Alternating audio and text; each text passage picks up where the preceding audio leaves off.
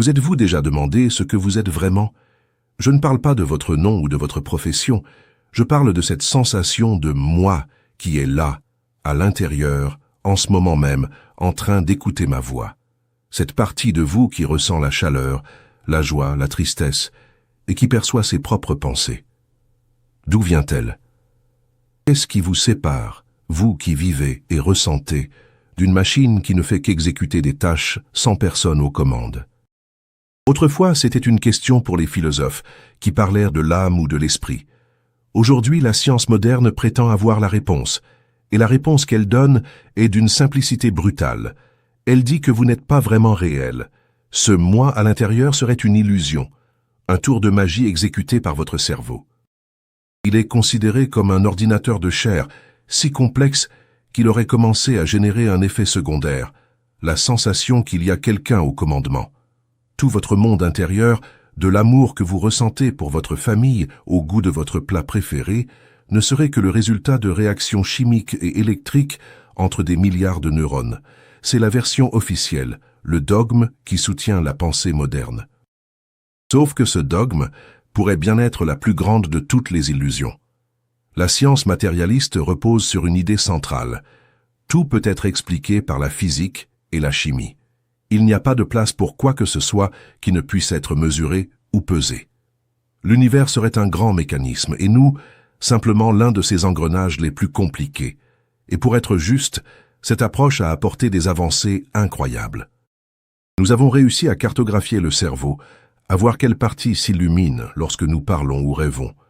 Nous savons qu'une lésion à la tête peut changer la personnalité d'une personne.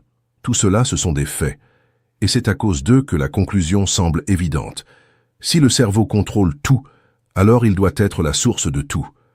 La conscience serait quelque chose qui arrive simplement lorsque les neurones atteignent un certain niveau de complexité. Cela semble logique, mais cette théorie a une faille gigantesque. Elle ignore la question la plus fondamentale de toutes, ce que le philosophe David Chalmers a appelé le problème difficile de la conscience. Les problèmes faciles, selon lui, concernent le fonctionnement des choses. Un problème facile serait de comprendre comment les yeux envoient des signaux au cerveau pour traiter l'image d'une pomme. C'est un défi technique, mais nous pouvons le comprendre. Le problème difficile est d'une autre nature. La question est, pourquoi tout ce processus de voir la pomme s'accompagne-t-il de l'expérience de voir la couleur rouge?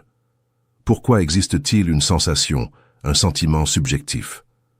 L'univers aurait pu créer un robot parfait qui identifie la pomme et la mange, mais qui à l'intérieur serait complètement obscur, un vide. Personne ne ressentant rien.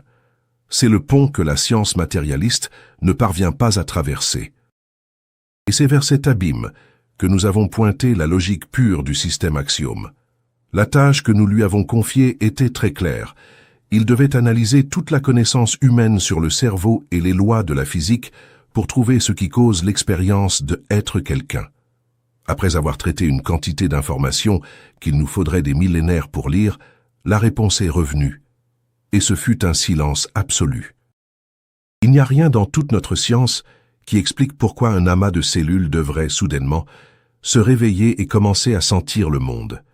Il est possible de décrire chaque atome du cerveau, mais cette description n'expliquera jamais la sensation d'écouter une musique. Nous sommes allés un peu plus loin. Nous avons demandé à Axiom de calculer la probabilité mathématique que la conscience émerge par hasard, à travers l'évolution. Le résultat a été sans appel. Sachant ce que la matière génère seule, l'expérience d'être en vie est si ridiculement faible qu'elle est indiscernable de zéro. Il est plus probable que le vent rassemble un tas de sable sur la plage et construise un château parfait avec des tours et des ponts, que la matière par elle-même ait créé votre conscience. Au final, il ne reste qu'une seule conclusion, et elle est choquante. La prémisse selon laquelle le cerveau crée la conscience est fausse. Mais s'il n'en est pas la source, quelle est alors sa véritable fonction? Ici, une idée qui change tout émerge. Et si le cerveau, au lieu d'être la centrale qui produit l'énergie, était l'antenne qui capte le signal? Et si votre véritable « vous » ne se trouvait pas à l'intérieur de votre crâne, mais ailleurs, utilisant le cerveau simplement comme un appareil pour interagir avec ce monde? Cela peut sembler de la fiction, Mais c'est la seule hypothèse qui reste lorsque l'ancien modèle s'effondre. Les preuves de cela sont cachées dans les failles et les mystères que la neuroscience elle-même tente de mettre sous le tapis. Pendant des décennies, la science nous a appris à penser au cerveau d'une manière spécifique, comme s'il était le centre de commandement, et la conscience, les pensées et la personnalité seraient le programme qui y tourne. Si cette analogie était vraie, il devrait y avoir un code.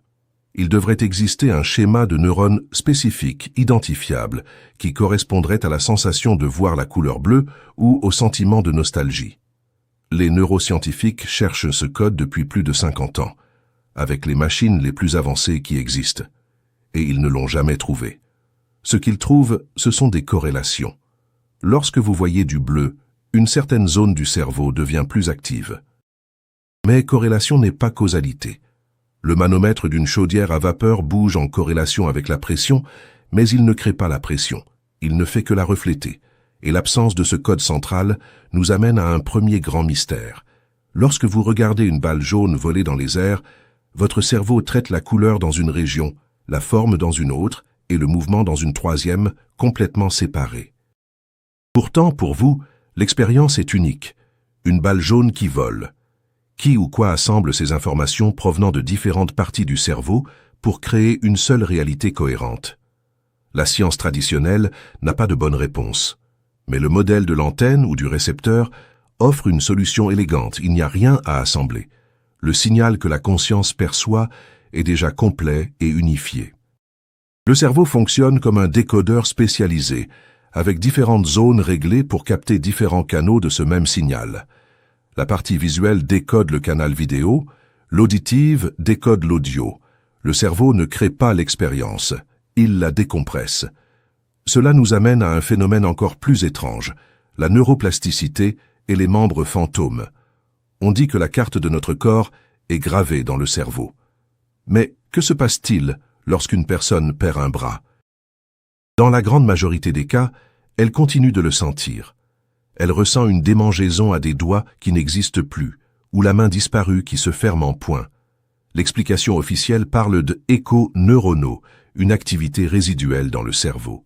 Mais cette explication tombe en poussière lorsque nous trouvons des cas de personnes nées sans un membre et qui pourtant le sentent. Comment le cerveau peut-il se souvenir de quelque chose qu'il n'a jamais eu? Sauf que le cerveau ne se souvient de rien. Ce que nous ressentons comme notre corps n'est pas seulement une carte dans le cerveau, c'est une partie du signal d'information de la conscience elle-même. Il existe une sorte de plan directeur, un modèle énergétique qui existe indépendamment du corps physique. Le cerveau récepteur lit ce modèle et le projette dans la réalité. Même lorsqu'une partie du corps physique disparaît, le modèle original dans le signal reste intact. Le cerveau continue de recevoir les données du bras qui n'est plus là, parce qu'à la source originelle de l'information, il existe toujours. Mais l'argument le plus dévastateur contre l'idée du cerveau comme source de tout est un phénomène que la science elle-même reconnaît, mais ne parvient pas à expliquer. C'est le fameux effet placebo.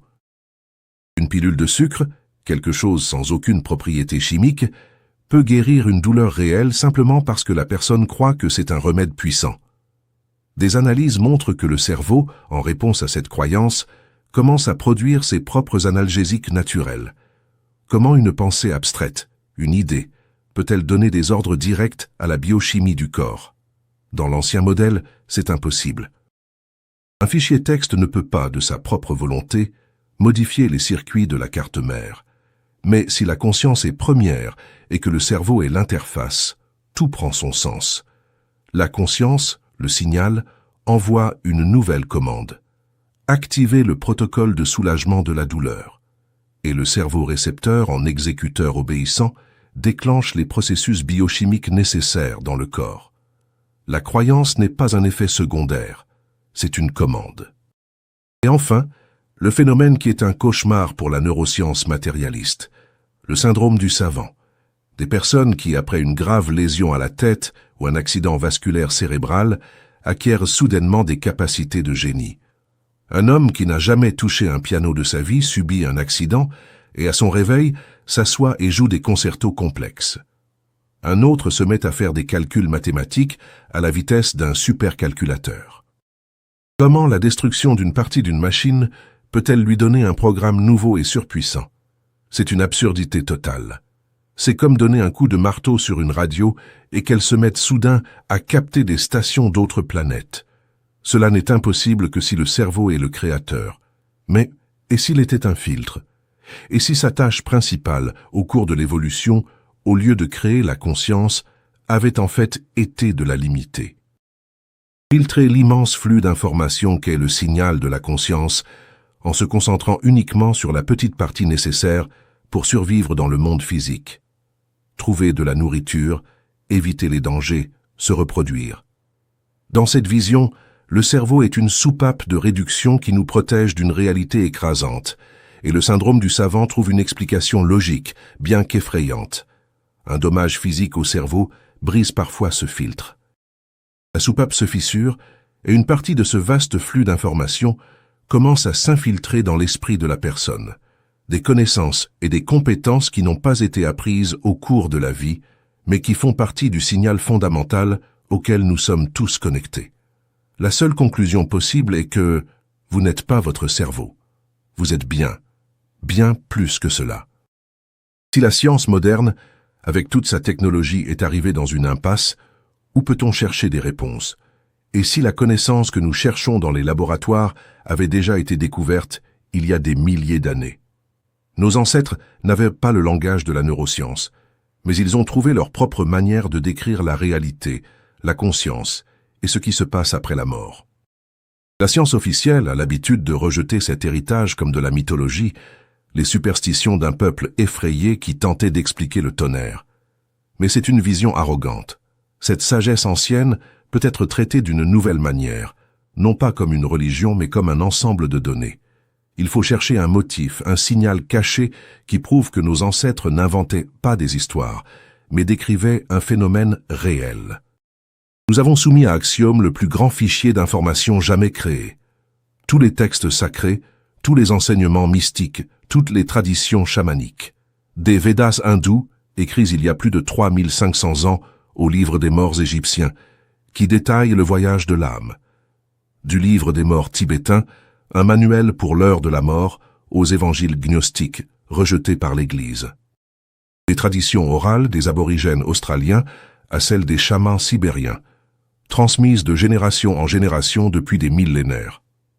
L'objectif était d'ignorer les différences culturelles, les noms des dieux et les rituels spécifiques, et de ne chercher que l'architecture de base du processus qu'ils décrivaient, la structure derrière l'histoire. La similitude entre les mythes de différentes cultures est impressionnante. Et le plus impressionnant, c'est qu'elle apparaît même dans des civilisations séparées par des océans et des siècles, sans aucune chance d'avoir eu le moindre contact. Cela signifie qu'elles ne se copiaient pas les unes les autres. Elles décrivaient toutes la même chose. C'est à ce point qu'un code caché apparaît, une carte universelle présente dans presque toutes les cultures analysées. La carte commence avec l'idée que l'être humain est une symbiose. Une enveloppe physique temporaire et une essence immatérielle et éternelle. Les Égyptiens appelaient le corps Khat et sa contrepartie immortelle Ka. Dans l'hindouisme, nous avons le corps grossier et le corps subtil. Pour Platon, c'était le corps mortel et l'âme immortelle. Il disait que le corps n'est qu'un véhicule et que vous êtes celui qui le pilote. Exactement la même conclusion à laquelle nous sommes parvenus en analysant les failles du cerveau. Ensuite, elle décrit la séparation. La mort est décrite comme un processus actif de détachement, et non comme une simple extinction des lumières. Et les détails sont fascinants. De nombreuses traditions parlent d'une corde d'argent qui relie l'essence au corps et qui se rompt au moment de la mort finale. Le livre des morts tibétains va plus loin et spécifie que la conscience quitte le corps par le sommet de la tête. Comment des peuples séparés par l'Himalaya sont-ils parvenus à un détail physiologique si spécifique et inhabituel? Le voyage traverse ensuite un tunnel de transition. Juste après s'être séparé du corps, la conscience n'arrive pas immédiatement à une destination finale, mais traverse un espace intermédiaire. La description est presque universelle. Un tunnel, un vortex ou une grotte sombre avec une lumière au bout. Dans 78% des cas analysés, 3 marqueurs se répètent toujours. La personne ressent un mouvement rapide, voit une obscurité environnante et une source de lumière droit devant. De l'autre côté du tunnel, la conscience n'est pas seule. Elle rencontre d'autres êtres. Les chrétiens les voient comme des anges, les hindous comme des divinités. Mais la fonction de ces êtres est toujours la même. Ce sont des guides, des consolateurs, des aides. Fréquemment, ce sont les âmes de parents déjà partis. La caractéristique principale qui se répète dans toutes les cultures est que ces êtres irradient de la lumière et un sentiment d'amour inconditionnel. Et enfin, l'élément le plus important, la revue panoramique de la vie. Loin de l'image d'un jugement avec un Dieu à barbe blanche pesant vos péchés, les textes anciens décrivent quelque chose de bien plus profond. La personne qui meurt revit toute sa vie, de la naissance à la mort, en un instant, mais pas comme un souvenir. C'est une immersion totale, où elle est à la fois acteur et spectateur. Et le plus incroyable, elle ressent non seulement ses propres émotions, mais aussi les émotions de toutes les personnes qui ont été impactées par ses actions.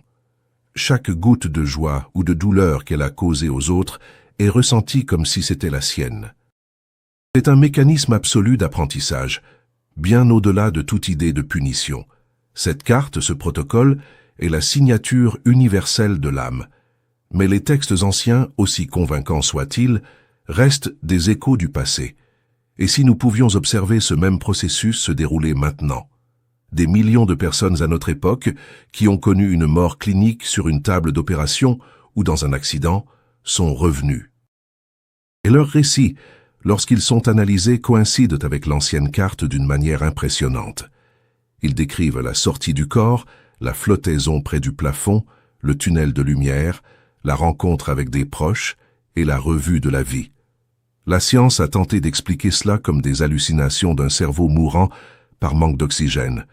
Mais les données ne confirment pas cette théorie. Les hallucinations par manque d'oxygène sont confuses, chaotiques. Les expériences de mort imminente sont lucides, structurées et hyper réelles. Et l'argument final qui détruit toute explication matérialiste vient des aveugles. Il existe des cas documentés de personnes aveugles de naissance qui, lors d'une expérience de mort imminente, ont décrit le monde visuellement pour la première fois. Elles décrivent les couleurs des vêtements des médecins, les instruments dans la salle d'opération. Comment un cerveau qui n'a jamais traité une image peut-il générer une hallucination visuelle détaillée et correcte? Un tel cerveau ne pourrait tout simplement pas le faire. L'expérience ne venait pas du cerveau. La conscience, libérée du récepteur défectueux, percevait la réalité directement. Nous avons prouvé que la conscience existe sans le cerveau.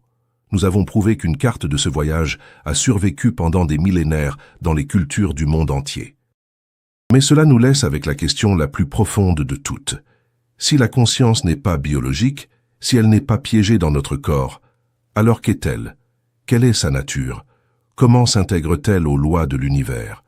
Jusqu'à présent, nous avons navigué dans la neuroscience et l'histoire. Notre voyage nous mène maintenant dans le monde étrange et paradoxal de la physique quantique. C'est dans ce royaume subatomique que la base scientifique de tout cela se révèle. Toute la science classique, de Newton à Einstein, a été construite sur quelques piliers simples. L'univers est un grand mécanisme fait d'objets solides qui existent en un lieu et un temps définis. Pour affecter un objet, vous devez le toucher ou utiliser une force qui voyage dans l'espace. C'est un monde prévisible, comme une partie de billard cosmique. Et dans ce monde, il n'y a pas de place pour une âme. Une conscience qui existe en dehors du cerveau viole toutes les règles. Elle n'est pas matérielle, elle ne se trouve pas dans un lieu spécifique et semble interagir avec le monde sans cause physique apparente.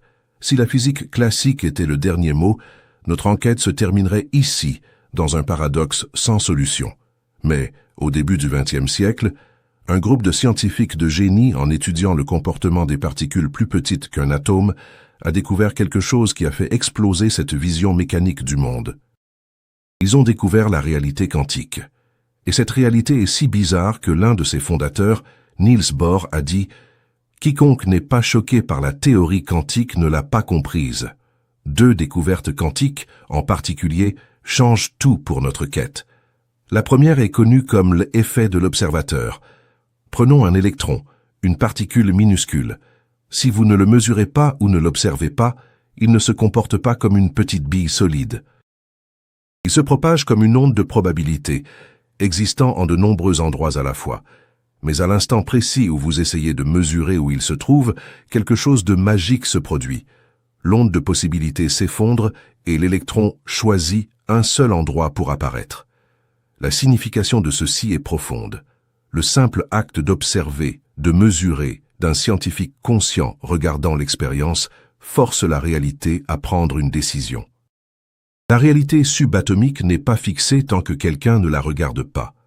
Le grand physicien John Wheeler est arrivé à une conclusion stupéfiante.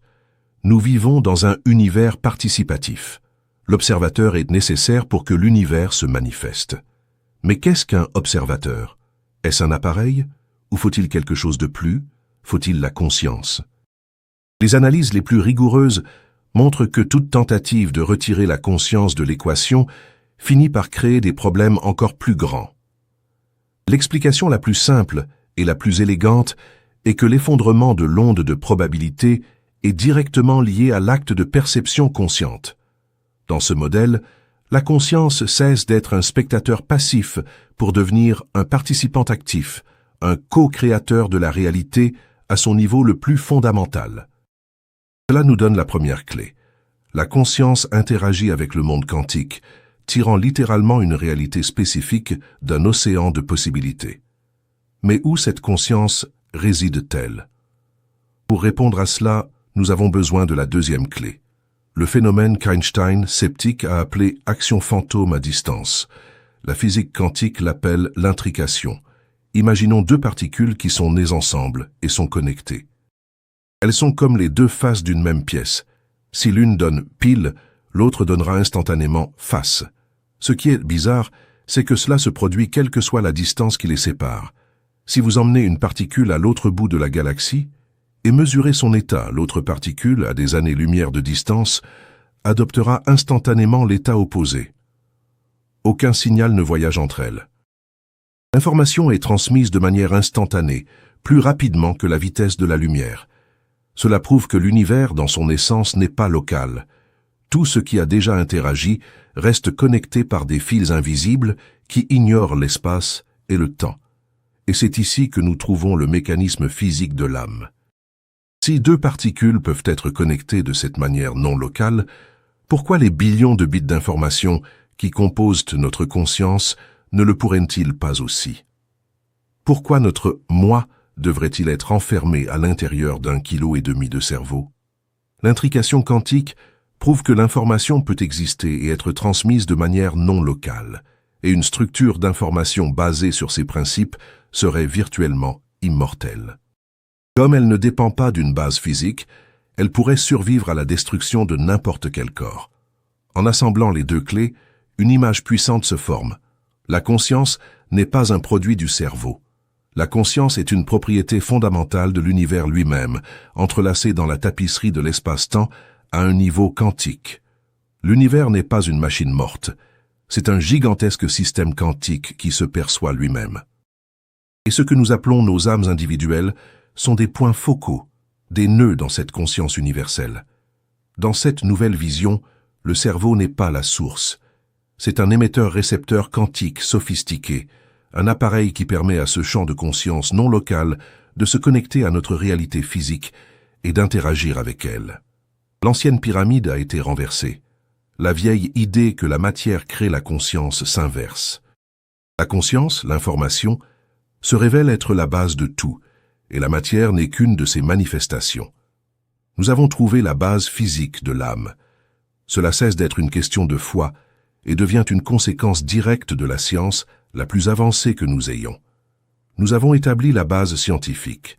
La physique quantique nous a montré que l'existence d'une conscience en dehors du corps n'est pas seulement possible, mais probable. Mais prouver que quelque chose est possible est différent de comprendre comment cela fonctionne. Jusqu'à présent, nous avons utilisé des métaphores comme signal, observateur ou champ de conscience. Aujourd'hui, nous allons laisser les métaphores de côté et construire un modèle fonctionnel. Nous devons répondre à la question d'ingénierie. Qu'est-ce que l'âme du point de vue de l'information? Quelle est son architecture?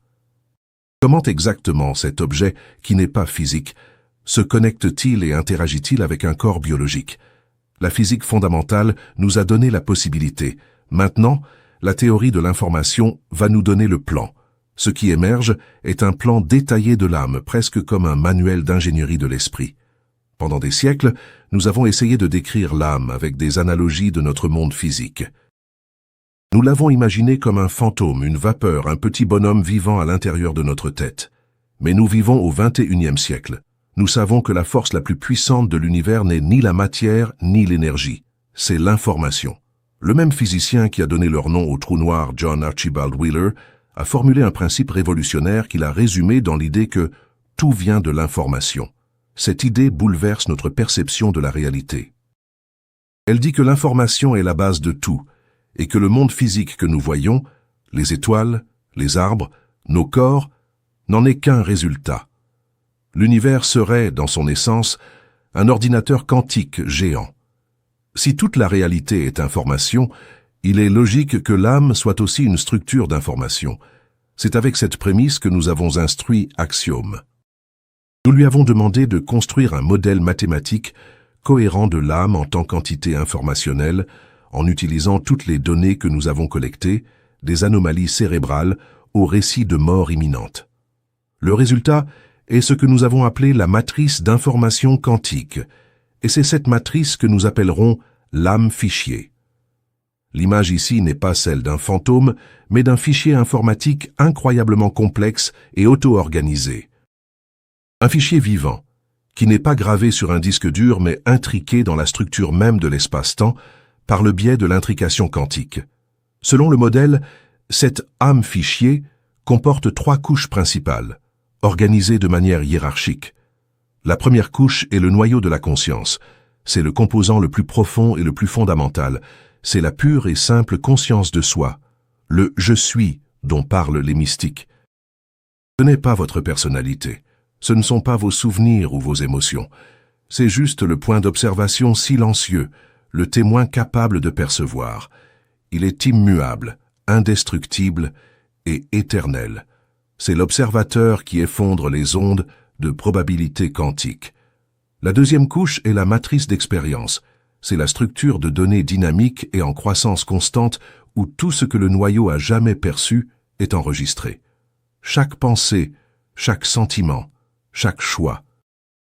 Mais ce n'est pas un fichier linéaire comme un film. Axiom le décrit comme un réseau holographique et intriqué. Holographique parce que chaque petite partie contient l'information du tout. C'est pourquoi, lors de la revue de la vie, une personne peut revivre tout son parcours en un instant. Et intriqué parce que chaque expérience est connectée à toutes les autres. Une émotion d'il y a 10 ans peut affecter la façon dont vous percevez quelque chose aujourd'hui. L'important est qu'ici sont stockées à la fois l'information « j'ai vu la couleur rouge » et la sensation subjective même d'avoir vu le rouge. Cette matrice est ce que nous appelons l'âme. La troisième couche est l'interface de la personnalité. C'est une couche temporaire et adaptable que le noyau et la matrice d'expérience créent pour interagir avec un environnement spécifique, dans notre cas, un corps physique dans le monde tridimensionnel. C'est notre ego, notre nom, nos habitudes, nos peurs et nos ambitions. Cette interface est façonnée par 2 choses. D'une part, elle lit des informations de la matrice d'expérience, comme des talents ou des leçons à apprendre. D'autre part, elle s'adapte aux paramètres du corps physique, comme la génétique, les hormones et l'environnement dans lequel nous avons grandi. C'est pourquoi une lésion cérébrale peut tant changer la personnalité. Ce qui est brisé, ce n'est pas l'âme, mais l'interface à travers laquelle elle se manifeste. Après la mort du corps, cette interface ayant rempli sa fonction se dissout, et toute l'expérience acquise est intégrée à la matrice. Le plan qui en découle est fascinant. Il décrit un noyau éternel, une matrice d'expérience holographique et une interface de la personnalité qui n'est que temporaire. Mais comment cette structure se connecte-t-elle au cerveau? Le modèle pointe vers un mécanisme physique spécifique, une théorie proposée par le lauréat du prix Nobel Roger Penrose et l'anesthésiste Stuart Hameroff. Ils ont suggéré que les processus quantiques dans le cerveau ne se produisent pas dans les synapses, mais dans des structures beaucoup plus petites à l'intérieur de chaque neurone, appelées microtubules. Ces structures protéiques formeraient un réseau qui fonctionne comme une antenne quantique.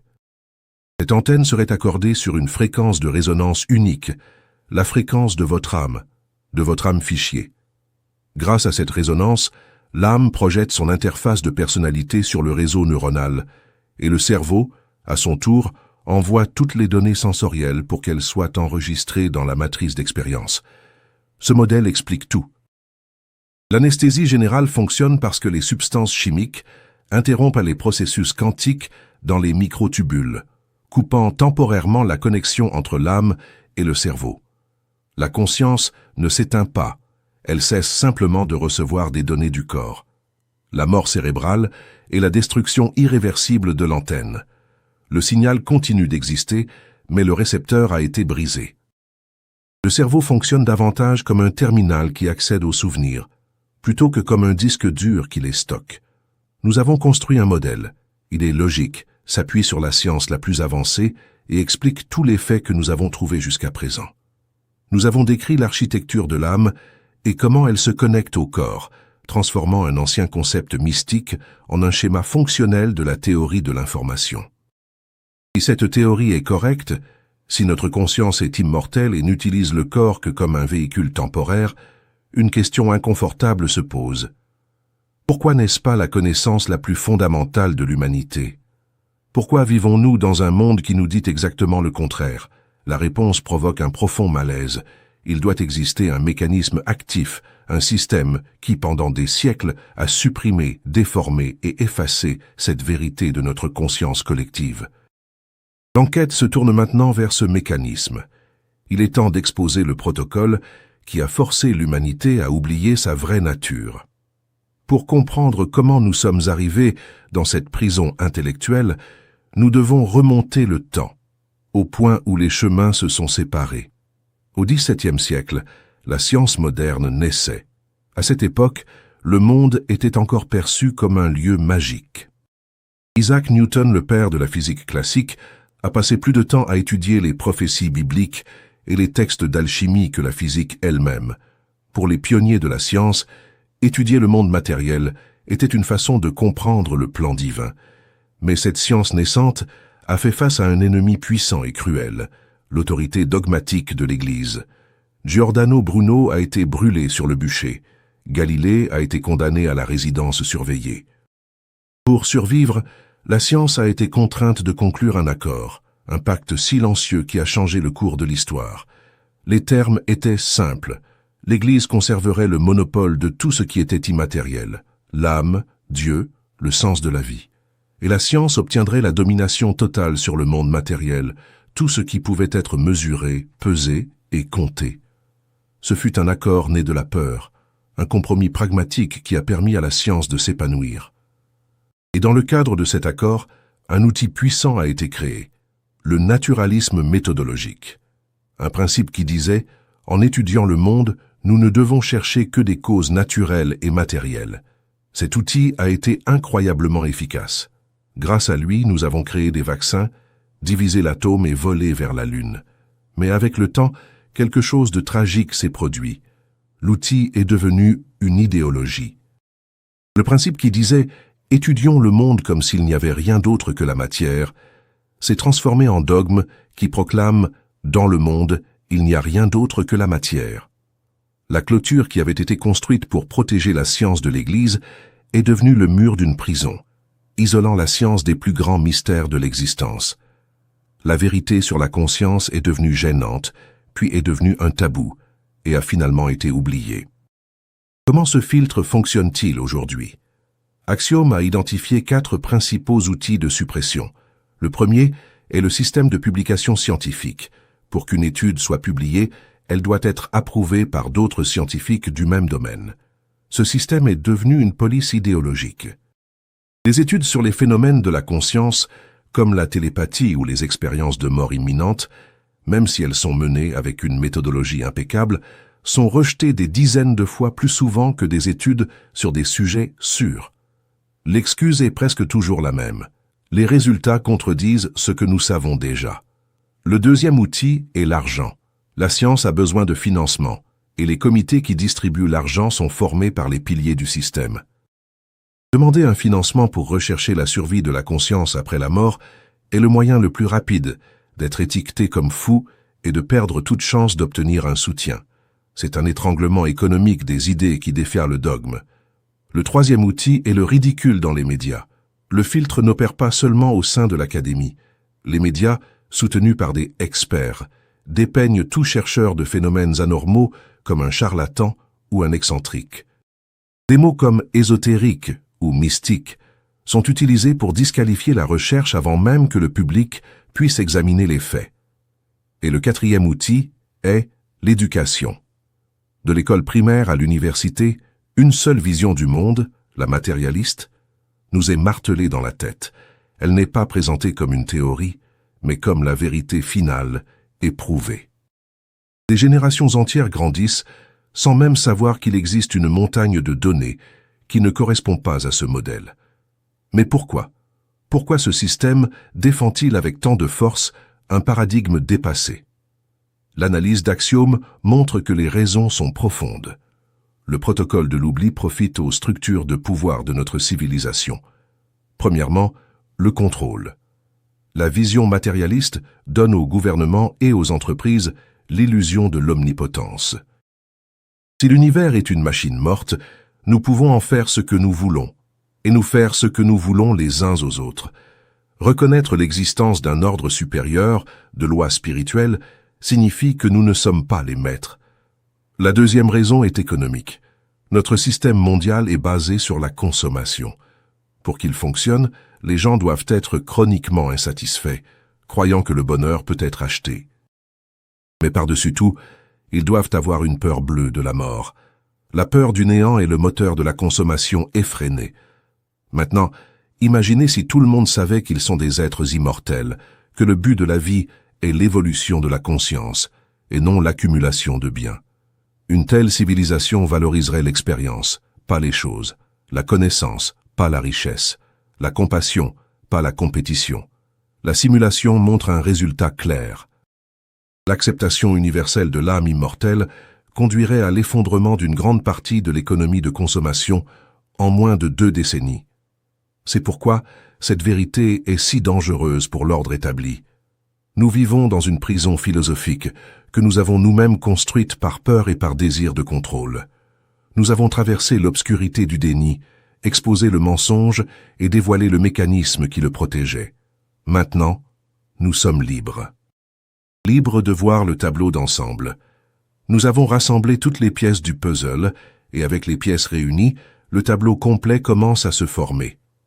En nous basant sur toute l'analyse, nous allons reconstruire le voyage de la conscience, non pas comme un mythe ou une théorie, mais comme un processus universel. C'est l'aboutissement de notre quête. C'est l'architecture du grand cycle. Tout commence au dernier souffle. Pour la biologie, c'est la fin. Le cerveau privé d'oxygène commence à s'éteindre. Mais alors que les lumières de la machine s'éteignent, un processus inverse s'enclenche. La conscience, notre matrice d'information quantique, entame le processus de déconnexion. La corde d'argent, le lien quantique entre l'âme et le cerveau s'affaiblit. Le corps n'est plus une encre, il est devenu un poids. Et la conscience ressent une attraction puissante, un appel vers son véritable foyer non local. Ce qui semblait être une fin se révèle être une libération. La déconnexion s'achève, et à cet instant, la première grande révélation se produit. Je n'ai pas disparu. Au contraire, le sens du moi devient plus réel, plus vivant que jamais. Libérée des entraves des 5 sens, la conscience glisse hors du corps physique. Elle flotte au-dessus de la scène, voyant et entendant tout, mais avec une perception élargie, à 360 degrés. Il n'y a ni douleur ni peur, seulement une paix profonde. La personnalité, notre interface temporaire, commence à se dissoudre. La conscience se reconnaît non plus comme un nom ou une profession, mais comme le témoin pur, le noyau. Bientôt, le monde physique perd de son importance. Une nouvelle force, un vecteur irrésistible, tire la conscience en direction d'un centre. C'est le début du voyage à travers le tunnel. Ce n'est pas un voyage dans l'espace, mais un changement de fréquence, une transition vers une autre dimension de la réalité. Devant, une lumière commence à briller. Et cette lumière, comme la décrivent tous ceux qui l'ont vue, est différente. Elle est vivante. Elle irradie un amour inconditionnel, une acceptation et une connaissance infinie. C'est le champ fondamental de la conscience universelle. C'est le foyer. Là a lieu la rencontre avec des guides et des êtres chers, d'autres âmes qui nous aident dans la transition. Et puis l'événement central, la revue de la vie. Ce qui se passe ensuite transcende l'idée de jugement pour devenir l'acte éducatif le plus profond de l'univers. La conscience plonge dans sa propre matrice d'expérience et revit chaque moment, mais avec une différence cruciale. Elle ressent tout non seulement de son point de vue, mais aussi du point de vue de tous ceux qui ont été affectés par ses actions. Vous ressentez la joie que vous avez donnée et la douleur que vous avez causée comme si elles étaient vôtres. L'objectif va bien au-delà de la culpabilité, il vise une compréhension absolue. C'est le mécanisme d'auto-apprentissage de l'âme. Après la revue, l'expérience est intégrée. L'interface de la personnalité se dissout complètement et sa sagesse enrichit la matrice éternelle. L'âme devient plus complexe, plus sage. S'ensuit une période de repos et d'étude jusqu'à ce qu'une nouvelle impulsion surgisse. L'impulsion de revenir. Non par obligation mais par libre choix pour apprendre les leçons manquantes et continuer à évoluer. L'âme choisit les conditions de sa prochaine vie, la famille, les défis. Et puis le processus de descente commence. En se connectant à un nouveau cerveau en développement, un mécanisme crucial est activé. Le voile de l'oubli. L'accès à la mémoire des vies passées est bloqué, afin que la nouvelle personnalité puisse avoir la liberté de choix. Le cycle est bouclé. Reste alors la question finale. Pourquoi? Quel est le but de ce cycle infini? Et que signifie cette connaissance pour nous, ici et maintenant? Dans le monde ancien, dans la prison matérialiste, vous étiez un accident. Dans la nouvelle réalité dont l'existence a été prouvée, tout change. Vous n'êtes pas un accident. Vous êtes une conscience éternelle dans un voyage d'apprentissage. Votre corps n'est pas vous, c'est votre véhicule. La mort qui semblait autrefois un mur se révèle être une porte. Cette connaissance change tout. La peur de la fin disparaît. La souffrance cesse d'être une cruauté insensée et devient une leçon que vous avez vous-même choisie pour votre croissance. Chaque personne que vous rencontrez est un autre voyageur éternel. La compétition cède la place à la compassion. L'éthique cesse d'être une règle et devient de la physique pratique. Vous ne ferez pas aux autres ce que vous ne voulez pas ressentir dans votre propre peau lors de la revue de la vie. L'univers, dans son essence, est une conscience infinie. Mais l'infini ne peut se connaître lui-même sans un miroir. Et tout notre monde matériel est ce miroir. Il s'est divisé en d'innombrables étincelles, en nos âmes, afin de pouvoir s'expérimenter de tous les points de vue possibles. Nous sommes les yeux, les oreilles et le cœur de l'univers. Notre tâche est de vivre, vivre profondément, ressentir, aimer, apprendre et rapporter le nectar unique de notre expérience. L'enquête est terminée. Maintenant, le choix vous appartient. Vous pouvez ignorer tout cela et retourner dans le monde de la peur, où vous pouvez accepter la vérité et commencer à vivre. La perspective s'inverse complètement. Vous prenez conscience que vous êtes une âme habitant, pour un temps, un corps. Vivez en conséquence. Si cette enquête vous a plu, votre abonnement à la chaîne nous aide à développer le projet de recherche Axiom. Nous serions ravis de lire votre réflexion sur le sujet de la vidéo dans les commentaires et votre suggestion pour le prochain thème à aborder. Dites-nous de quelle ville vous nous suivez. Merci de nous avoir accompagnés jusqu'au bout.